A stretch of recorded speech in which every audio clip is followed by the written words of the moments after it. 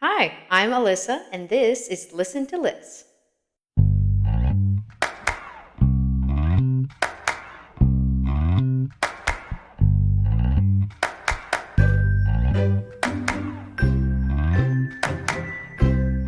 Welcome to Listen to Liz. Today, let's talk music. Specifically, let's talk learning a new song. I'm super excited for this. I'm super excited to talk about what goes into learning a new song in the step-by-step process. So first, this is going to be a two-part video because there's a lot of learning a song that has nothing to do with singing the song.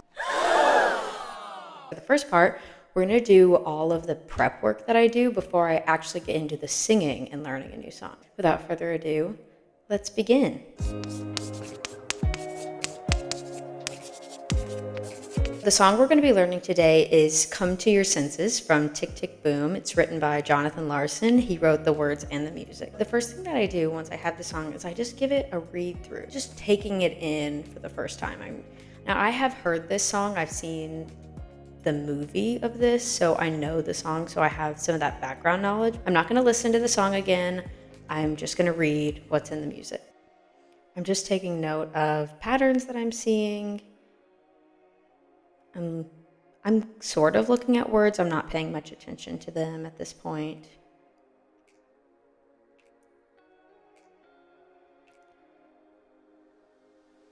A lot of syncopated. I'm noticing that we have a lot of not starting on the downbeat, and we have a lot of that going on here. So I'm taking note of that, and what does that mean? That just tells me that the character's maybe unsure in this moment, or that she's not grounded completely in the ideas that she's talking about. Until, check this out, the chorus, we do start right here on the downbeat. So that is a tool of the tune. The tool of the tune is something that's written into the music, that the music tells you is instinctively true about the story or the character because it's written in the music, and the music never lies. Oftentimes in a musical, what the character is saying doesn't correlate to what they actually feel. The music tells us as the audience what they actually feel. So we can use, as musicians, we can use these tools of the tune to tell a more cohesive story with the music. So just good things to notice. Moving on, and then we get here into this bridge, and look at all of these little accidentals we have going on here. So this is going to get, that just tells us that there's this unsureness, that it's going to get a little funky in that sound maybe. So that's just, another good thing to notice before we get started. Okay. Now that we've done that and we reviewed, the first thing that I do is I go through and I mark my breath marks. That's the very first thing I do because they need to become instinctual. Every time you read through, it becomes part of it. It's learned into your body so that you never get caught performing and you're running out of breath because you don't know where you're supposed to be breathing. So I read through, and while I do this, I do the punctuation exercise, which just means that I'm going to, with my red here, I'm going to use lots of different colors. With my red here, I'm going to go through and just make those punctuation marks really prominent so that I have no trouble reading them. Put a breath here. Signals fading. I'm working with the music because everything that's written into the music is there for a purpose. Sometimes in music there's no punctuation, and that tells us just as much as there being punctuation. See, so this, I'm going to look. Yeah, because there's a carry. We won't breathe till here. So I just keep doing this for the whole song. And I'm not really reading, I'm just skimming for punctuation. It's not about the words right now.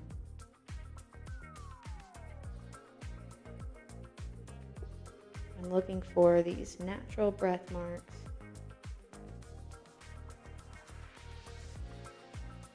Here, I'll put a possible breath. That just is a catch breath if I need it.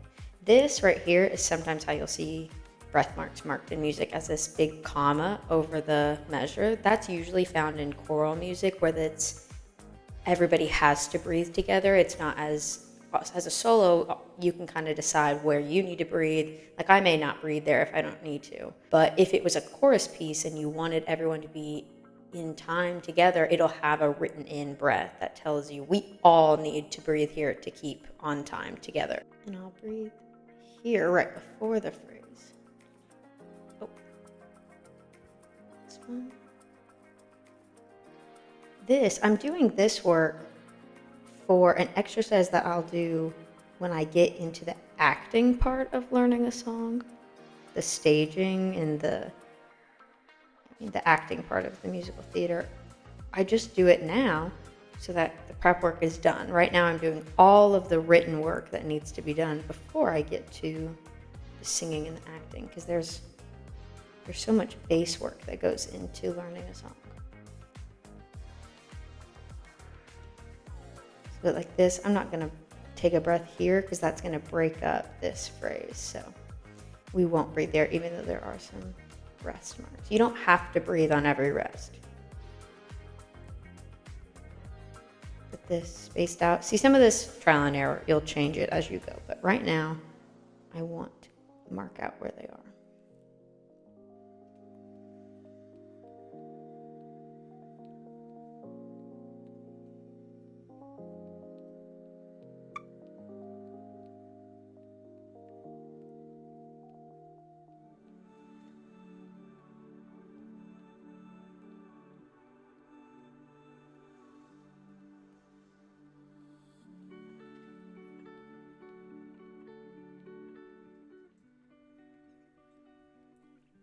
And there it is. So now that I've done all the breath and punctuation markings that I need, I'm going to make a note of any sort of musical marking that tells me something about the music. So rock ballad 96 is our tempo. That kind of gives me an idea where we're at. And we see here, mezzo piano, we see that's for the piano, but that tells me kind of the energy that we're starting off with here. So it's a little quiet, a little more reserved. Okay. And sometimes there's not very many, and that's okay. Just taking note of what the music tells us inherently. Majestically, that's fun. It's a fun change. Oh, and here we see that we're forte. Big moment in the music there. Crescendo, so we're growing through here into this forte.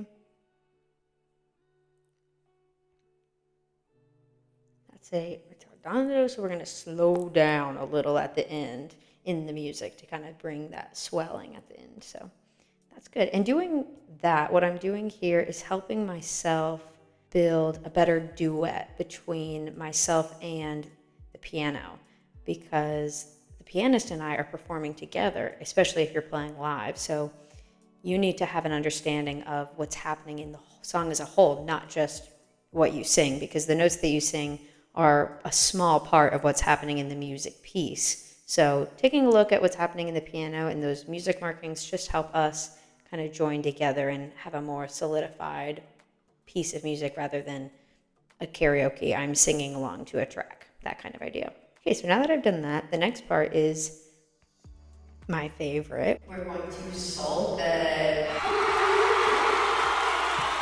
Okay, so we're going to solfege. So the first thing we do is I come over here and I look at what key we're in.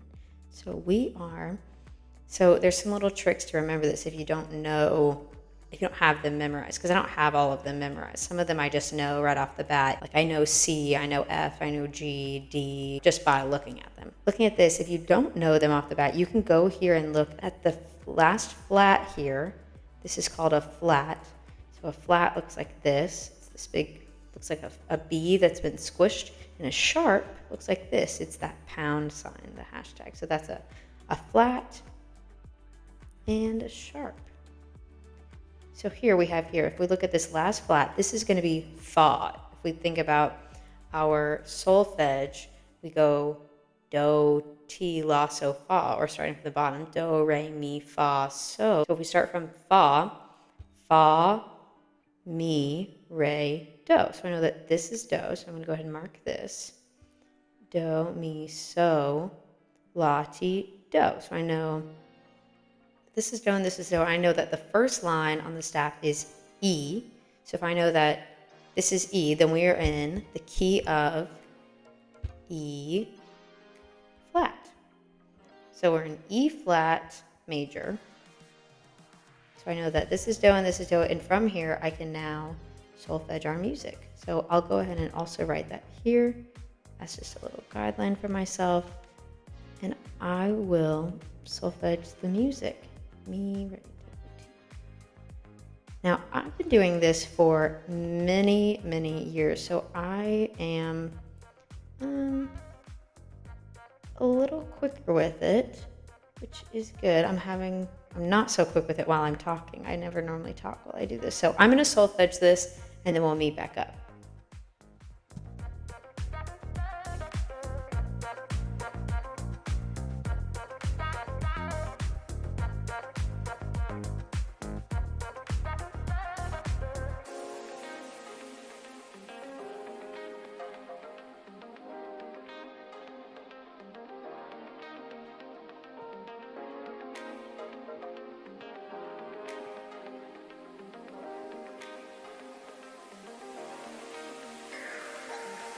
Okay, now that we've solfeged the whole song, we have kind of like the bones of it. Now we can get more into the analysis. So the last thing we're going to do, not the last thing we're going to do. So the next thing we're going to do is try to identify the structure of a song. So every song has some sort of structure. The most common one is AABA, meaning that there's going to be an A section and a B section. The A section is going to have the same melody, the same repetition. That's typically the verse. So the verse is the A section. So most songs will have a verse, a chorus, a verse, a chorus. So that's AABA. So we're going to try and figure out what it is for this song based on the solfeging that we just did. We have this mi, do, la, so, mi, do, so, mi. We have this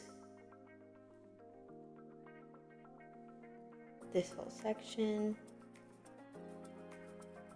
here. So right to here, this is all going to be our A section. So we can go back here and label this as A. Great.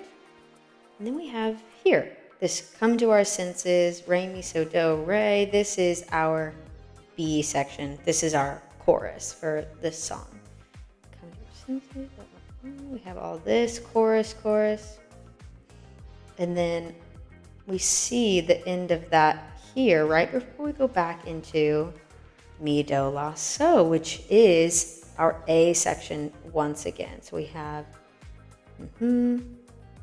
all this, we have all this, which is like the first section, until once again we end this A section and go into our B.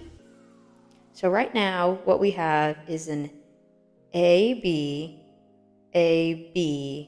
format. So we're going to keep going and see what we have next. So now we have this bridge. So this bridge is going to be our C. This is something completely new that we haven't seen before.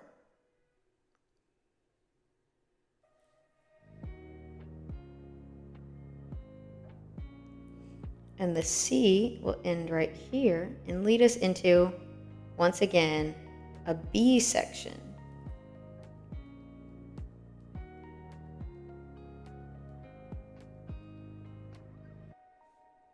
Now we need to see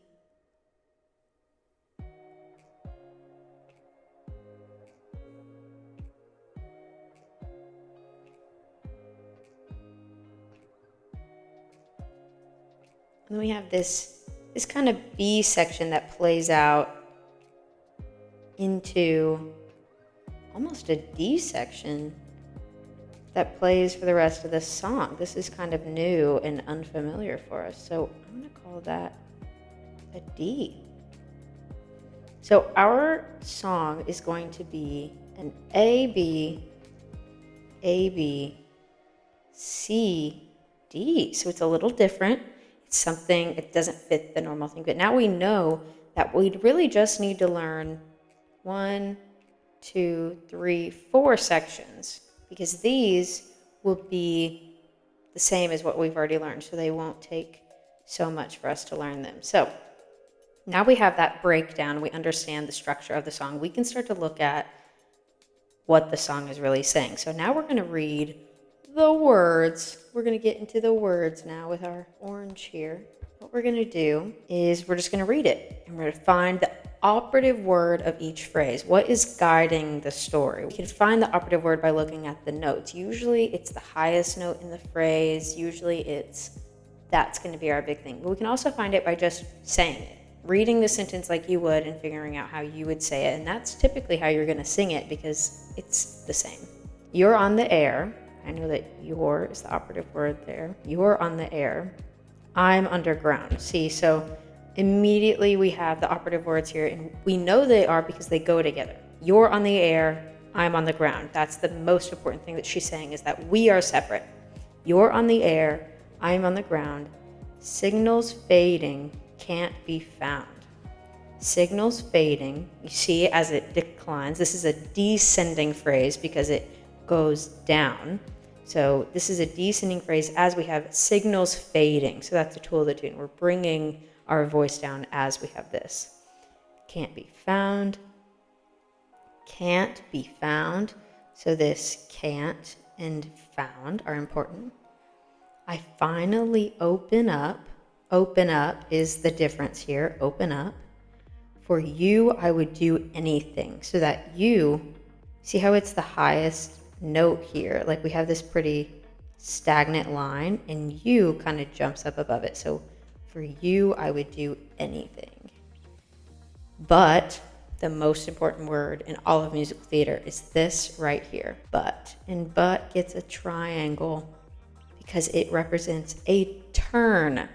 There's always something but this, and that but is the turn. So what we want to do when we do move into singing this piece is really emphasize that change. What can we do different with our vocal color, with our styling, with our volume, with XYZ, any way that you can show a shift, or in your physicality, how can your acting show a shift, a shift in tactic, a change, something needs to change here. So we have but.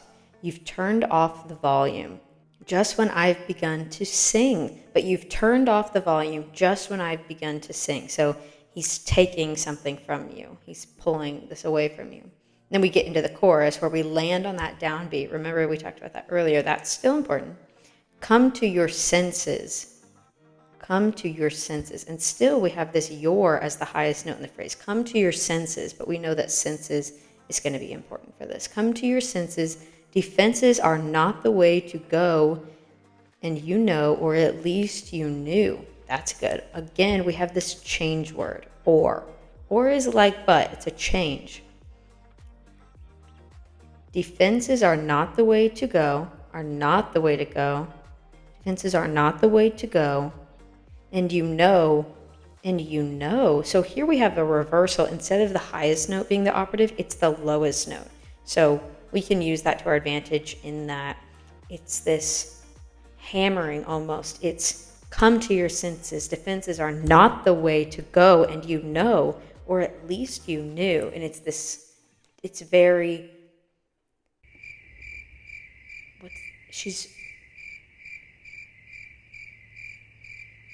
declarative statement. They are not the way to go, and you know, like she's saying, you know what you do, you know it.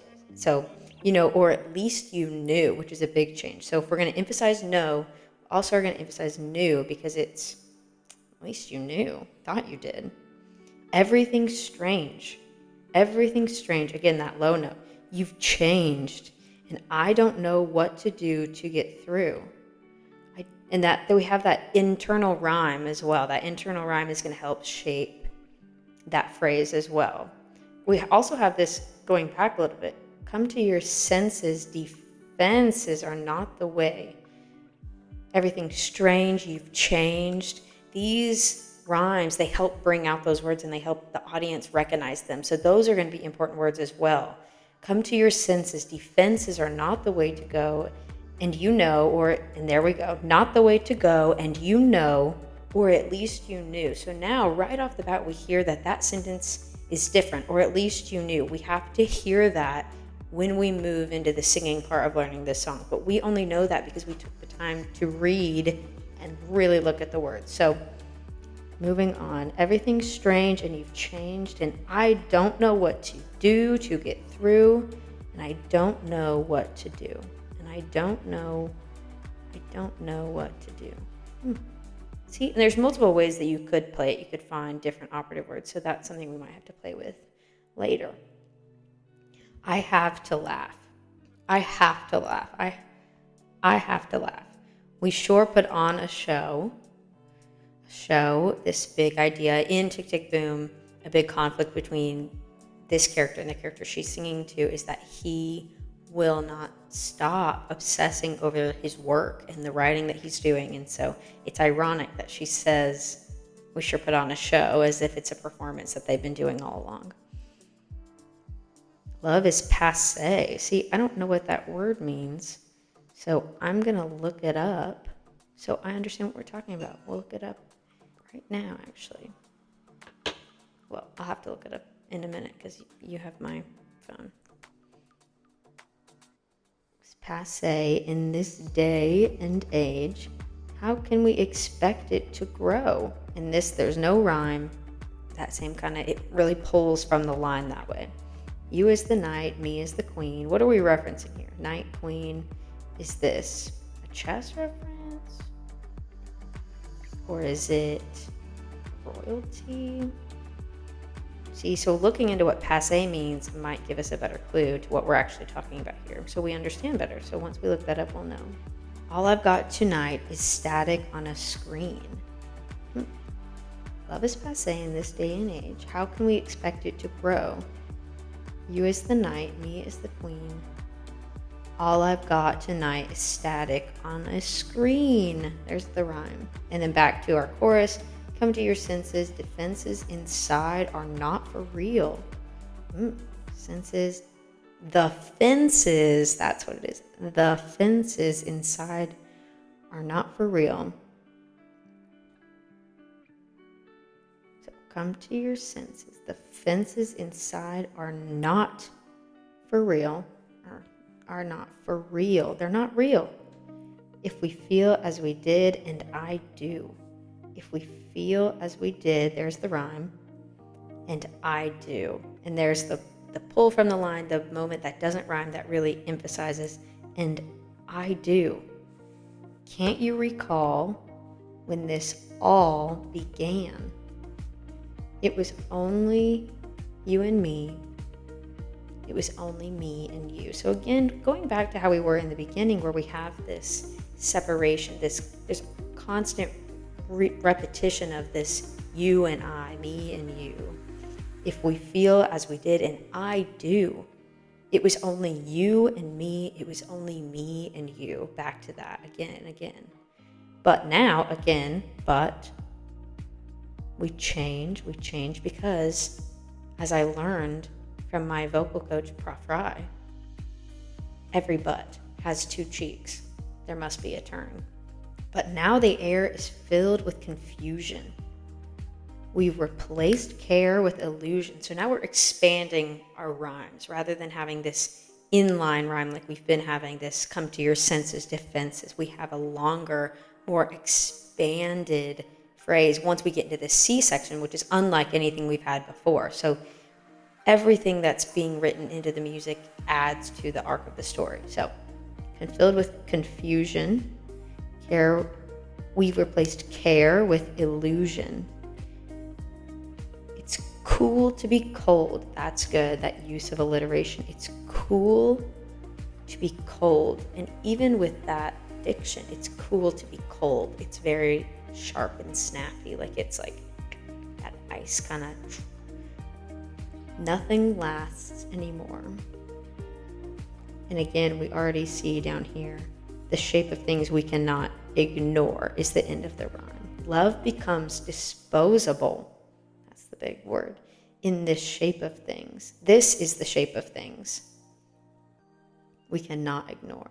And then right back to that B section, come to your senses. Suspense is fine. If you're just an empty image, if you're just an empty image emanating out of a screen, that is quite the line.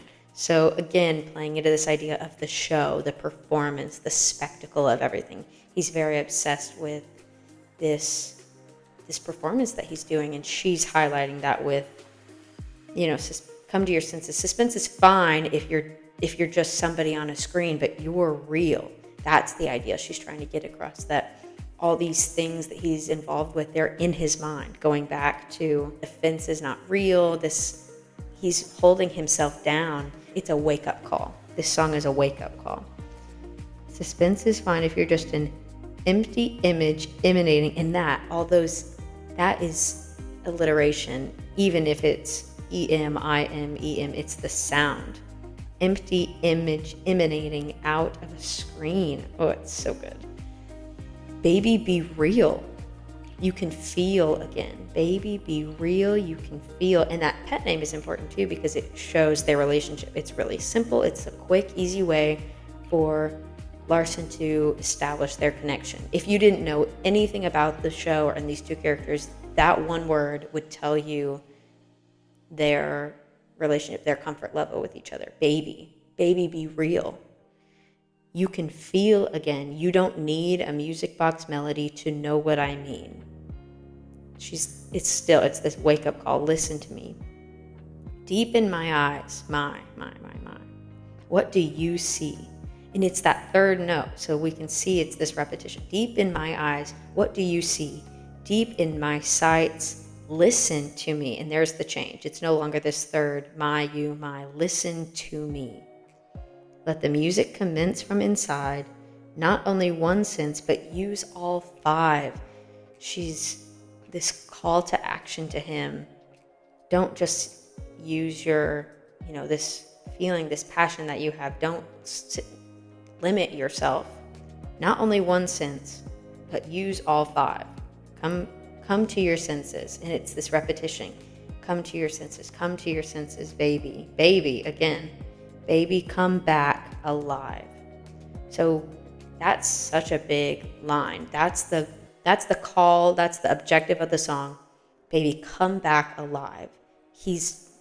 In her eyes, he's this shell of who he was. He's so obsessed with his music. Their relationship is falling apart, and we see that through here. Come back alive. She's begging. In musical theater, every song is going to fit somewhat into one of three categories, either a win, a lose, or a spiral. So a song that wins is a song that we start somewhere, and by the end of it, the character has achieved what they want. A perfect example of this is Friend Like Me from Aladdin. At the beginning, the genie is trying to get across the message that you've never had a friend like me. I can do all these great things for you if you only agree to work with me. And then by the end of the song, he has Aladdin fully convinced that they need to work together. They're partners. That's a win song. The character achieves what he wants by the end of the song, and we grow somewhere.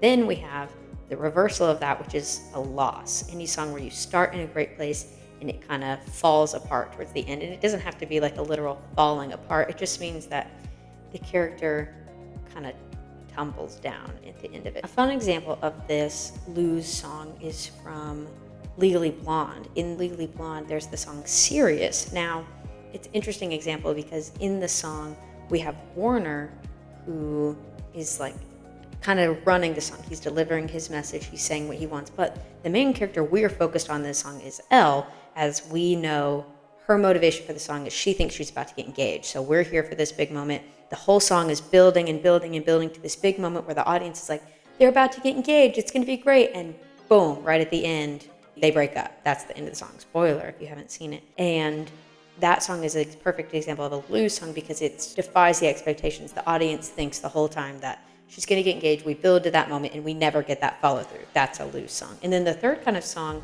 is a spiral, something where we end exactly where we started and we don't really, there's a journey, but we don't win or lose. We just kind of end up back where we started. And a good example of that is Satisfied from Hamilton.